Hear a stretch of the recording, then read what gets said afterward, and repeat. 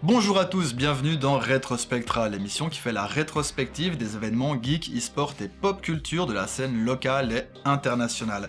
Au programme ce mois-ci, nous allons vous parler de la grosse sortie jeu vidéo du mois. Il s'agit d'Elden Ring. Nous avons pondu un petit dossier qui vous explique son passé, d'où il vient, mais aussi la création sonore et musicale qui l'entoure.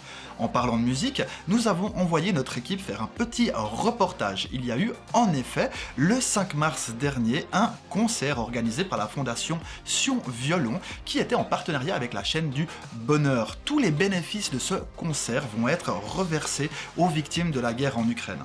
Toujours en parlant de guerre, Brian, notre expert en cybersécurité, nous a pondu un petit dossier pour nous expliquer les tenants et aboutissants de la guerre numérique qui a lieu actuellement entre la Russie et l'Ukraine. Vous voulez en savoir plus? Tout cela se passera en fin d'émission. Mais tout de suite, nous allons débuter ce nouvel épisode avec notre chronique jeux vidéo.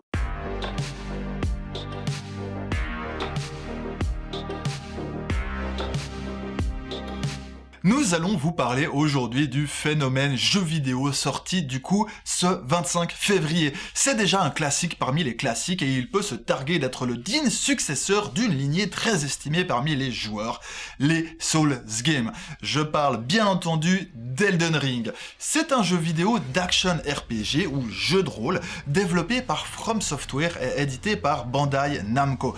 Il est issu de la collaboration entre le créateur de jeux vidéo Hidetaka Miyazaki et l'écrivain George R.R. Martin, qui est connu entre autres pour avoir fait les Game of Thrones. Il est décrit par son créateur comme étant l'évolution du cultissime Dark Souls, donc c'est lui aussi un jeu vidéo action RPG et il est lui aussi développé par From Software. Dans cette série de jeux vidéo, on y incarne un humain maudit, le rendant mort-vivant. Une suite, Dark Souls 2, sortie en mars 2014, a été moins appréciée par les joueurs, mais par contre, en avril 2016, c'est la révolution, arrive Dark Souls 3. Elden Ring est donc très similaire à ces jeux dans le gameplay et la construction scénaristique, mais grande nouveauté, il prend place cette fois dans un monde ouvert qui peut être parcouru à cheval. En effet, si le début du jeu est très linéaire, les joueurs finissent en progressant par pouvoir explorer librement l'entre-terre, composé donc de 6 zones principales, ainsi que de châteaux, de forteresses, de catacombes qui sont tous dispersés sur la carte du monde.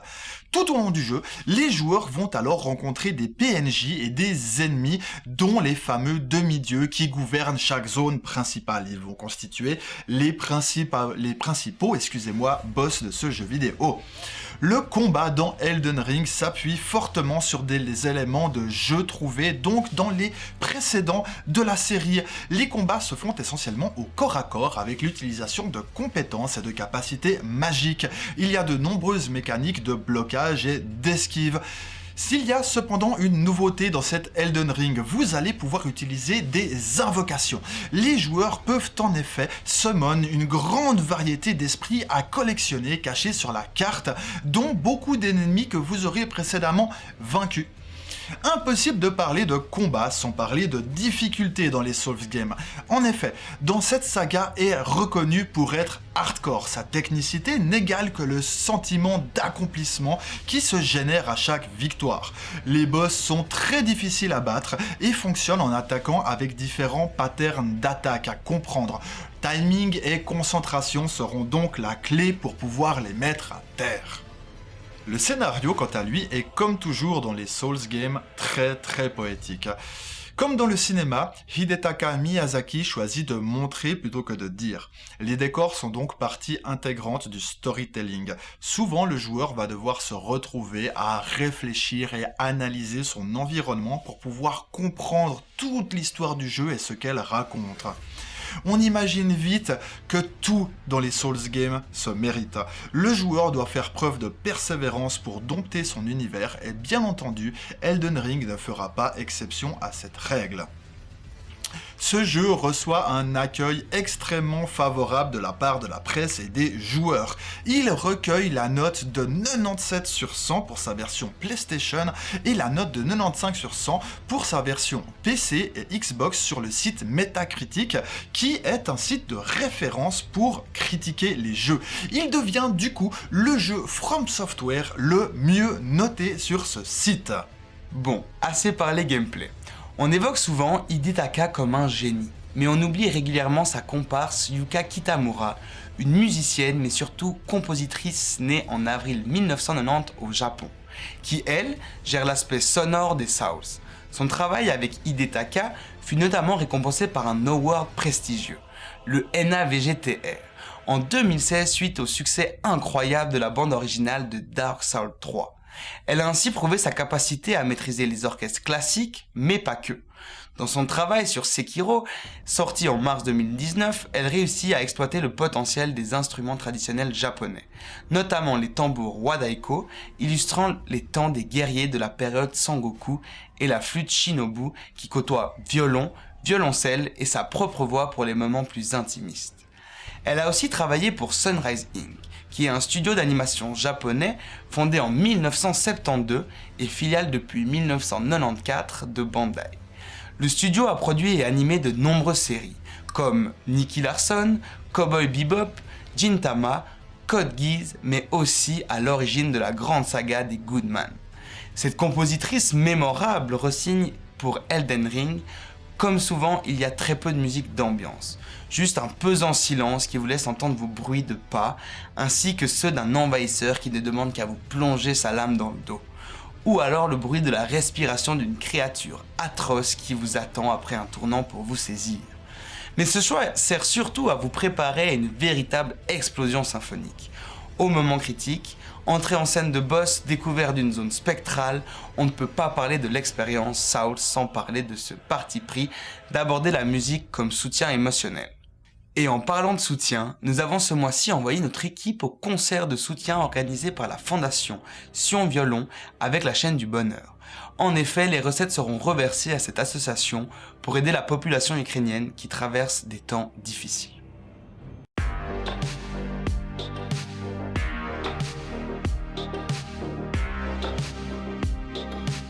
Eh bien, ce soir, on a la chance d'être accueilli par Monsieur Olivier Voca, qui est le président de la Fondation Sion Violon Musique et qui organise un concert, on va dire, avec la chaîne du Bonheur, dont les bénéfices vont aller pour les victimes de la guerre en Ukraine. Bonjour Monsieur. Oui, bonjour. Est-ce que vous pourriez nous parler très rapidement de votre fondation, de son but et de son histoire un petit peu ? Oui, alors la Fondation Sion Violon Musique est une jeune fondation, mais qui regroupe des activités qui sont très anciennes à Sion. Elle regroupe essentiellement 3 activités qui sont l'Académie Tibor Varga, qui est une école de musique qui se passe l'été avec des musiciens classiques bien sûr. Elle regroupe aussi le Sion Festival, qui est un important festival de musique classique.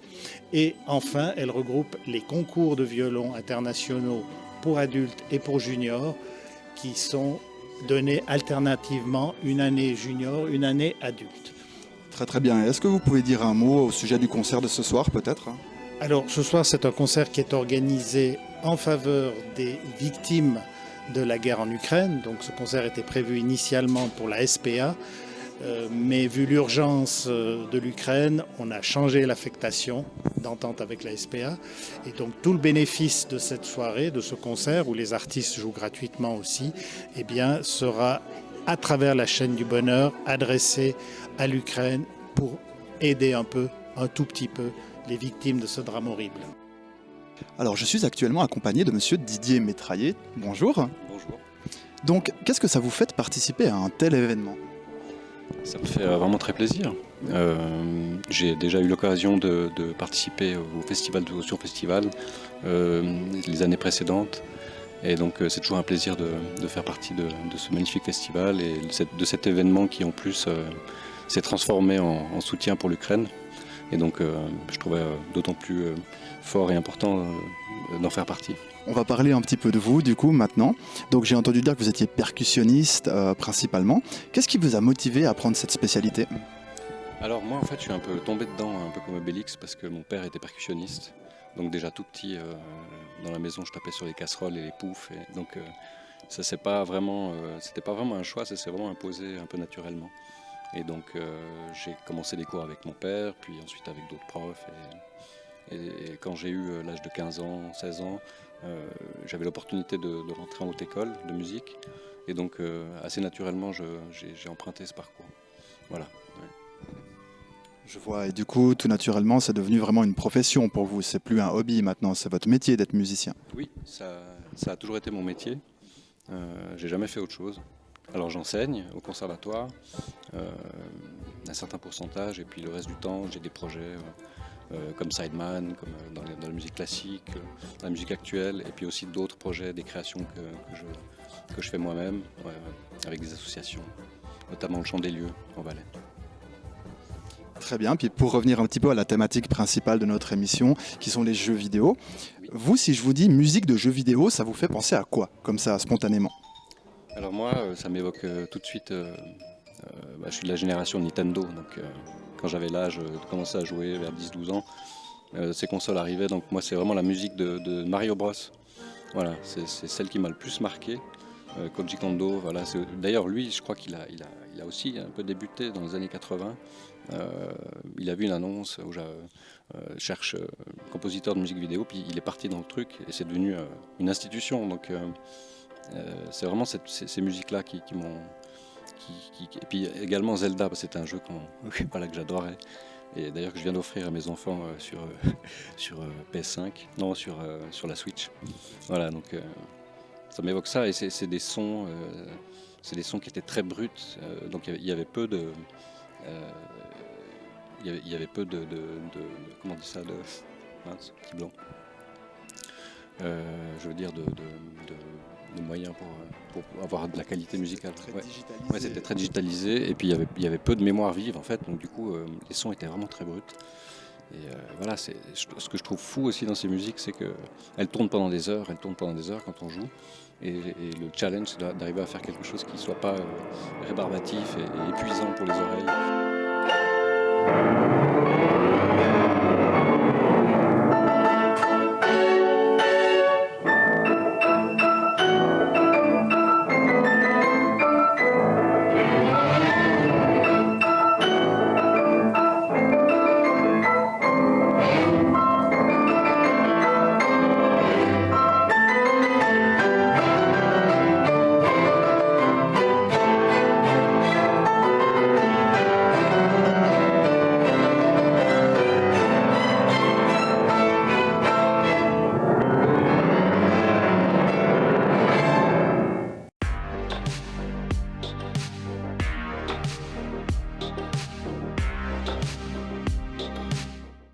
24 février 2022, alors que le monde sort gentiment d'une pandémie, nous voici plongés soudainement en pleine guerre. L'invasion de l'Ukraine par la Russie provoque beaucoup de remous et nous sommes tous témoins des scènes de guerre qui y font rage. Aujourd'hui, nous allons nous intéresser à une guerre qui est beaucoup moins visible, la cyberguerre ou guerre numérique. Nous le savons tous, le monde actuel tourne grâce à l'informatique. Il est par conséquent logique qu'attaquer les systèmes informatiques est une stratégie efficace. Le 23 février, soit un jour avant le début de l'invasion, de nombreux sites gouvernementaux ukrainiens ont été rendus inaccessibles via une attaque de type DDoS. Une attaque DDoS ou attaque par déni de service, c'est l'action d'envoyer des milliers de requêtes à un serveur afin de le surcharger et bloquer l'accès aux autres utilisateurs. C'est comme si vous étiez au restaurant et que 100 tables voulaient passer commande en même temps au seul garçon de salle disponible. Il serait surchargé et ne pourrait pas donner réponse à tout le monde. Parmi les sites touchés, nous trouvons le site du ministère de la Défense, de l'Intérieur, des Affaires étrangères, des banques ukrainiennes ou d'autres sites gérés par les autorités. Les coupures n'ont pas duré plus de quelques heures, mais ont servi à préparer le terrain avant l'assaut militaire. Suite à l'attaque, les regards se sont tournés vers UNC 1551, que le responsable de la sécurité nationale ukrainienne associe au service de renseignement militaire biélorusse. Notons que finalement, aucune preuve soit disponible afin d'accuser solidement un attaquant. Le 24 février, jour de l'attaque, un logiciel malveillant de type Wiper portant le doux nom de Hermetic Wiper a touché des centaines d'ordinateurs ukrainiens. Son but est d'effacer les données sur les ordinateurs cibles. Les wipers s'attaquent directement aux données sur le disque dur. D'après Norton-LifeLock, le wiper n'a pas d'autre fonction codée que son action de destruction, mais a constaté que certains ordinateurs touchés par le wiper avaient également contracté un autre virus, un ransomware ou rançongiciel en français. Un ransomware est un logiciel qui a pour but de chiffrer l'intégralité des données sur le disque dur de l'ordinateur au moyen d'une clé secrète et demande à l'utilisateur une rançon à payer en crypto-monnaie pour peut-être obtenir la clé de déchiffrement des données, le rendant donc à nouveau utilisable. Il est difficile de savoir exactement de qui proviennent les attaques, car il est facile de se faire passer pour quelqu'un d'autre. Imaginons qu'un hacker russe utilise des adresses IP françaises et écrit son code en français. Les regards se tourneront automatiquement vers la France. Cependant, et historiquement, toutes les attaques du même genre contre l'Ukraine suggéraient une implication de la Russie. Nous trouvons par exemple en 2018, le programme malveillant VPN Filter qui toucha plus de 500 000 routeurs provenait d'un groupe de cybercriminels russes baptisé APT28. NotPetya en 2017, qui est un wiper avec des fonctions de ransomware, avait commencé sa propagation en Ukraine, bien que dans ce cas, l'outil d'origine était du code volé à la NSA en avril 2017. Comment expliquer que même avec les dernières attaques que l'Ukraine a subies, il n'y ait pas eu de dysfonctionnement majeur? En fait, cela pourrait être le but de guerre caché. Si la Russie veut conquérir l'Ukraine ou remplacer son gouvernement, elle pourrait avoir besoin de récupérer des données informatiques précieuses de l'administration, de l'économie ou de l'armée. L'Ukraine a par ailleurs fait appel, via les réseaux souterrains, à des hackers afin d'aider le pays à protéger ses infrastructures les plus critiques. Une communauté a commencé à répondre à l'appel via des forums. Yago Oshev, cofondateur de la société de cybersécurité Cyber Unit Technology, a déclaré qu'il avait écrit ce message à la demande des hauts responsables du ministère ukrainien de la Défense. Les volontaires recrutés sont séparés en groupes offensifs et défensifs. Le groupe de défense est dédié à protéger les infrastructures critiques telles que les centrales électriques et les systèmes d'approvisionnement en eau. Le groupe offensif pourrait répondre aux attaques ou effectuer des actions de cyberespionnage. Jeudi 25 février, nous apprenons via Twitter que le collectif d'hackers Anonymous allait également prendre part aux opérations contre la Russie. Parmi les actions déjà revendiquées, nous trouvons le crash du site de RT, anciennement Russia Today, et la chaîne de télévision d'information internationale en continu financée par l'État russe. De son côté, l'entrepreneur Elon Musk a rapidement répondu aux appels lancés pour que son service de haut débit par satellite soit activé dans le pays. Le ministre ukrainien de la transformation numérique a confirmé la réception des antennes Starlink. D'après Le Monde, des chercheurs en sécurité informatique ont découvert la mise en ligne de sites piégés, copies conformes du site officiel ukrainien. Ils auraient été conçus pour inciter les cibles en Ukraine à télécharger un logiciel malveillant. Ces sites auraient été développés dès décembre 2021 en vue d'une opération contre l'Ukraine. Les faux sites disposaient d'un bouton intitulé « Je soutiens le président » qui, une fois cliqué, lançait le téléchargement du virus. Les réseaux sociaux participent également au contrôle de l'information en bloquant les faux comptes et en supprimant les fonctions comme l'infotrafic dans Google Maps dont l'utilisation était détournée. Côté Russie, le gouvernement a imposé le blocage partiel de Facebook et Twitter après des désaccords avec les deux sociétés. NetBlocks a indiqué que Twitter a été fortement bridé par tous les fournisseurs télécoms de Russie. Derrière tout ceci, nous retrouvons également des escrocs. Avast ayant détecté par exemple de faux profils ukrainiens qui se déclarent en détresse pour ensuite escroquer les internautes souhaitant leur venir en aide. Cette analyse est un point de situation à un instant T. La situation fluctue énormément de jour en jour et tout peut changer d'un instant à l'autre. J'espère que j'ai pu apporter un peu de lumière sur le côté 2.0 de la guerre. Restons en sécurité, faites attention à vos données et surtout ne croyez pas tout ce que vous voyez.